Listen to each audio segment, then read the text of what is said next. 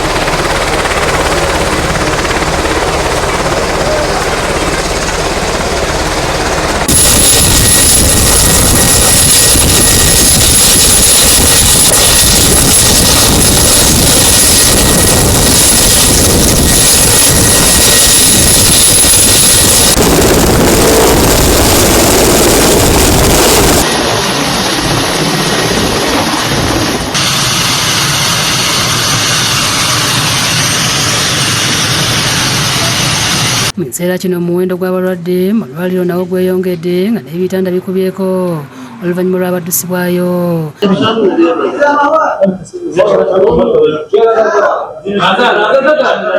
Amawanga ag'enjawulo gatandise okudduukirira gavumenti ya Afghanistan n'obuyambi nga bwongereza bawadde akadde kamu aka pawundi akayisiddwa mu kitongole ky'amawanga amagatte ssaako n'ekya Red Cross okuyambako mu kugula ebikozesebwa.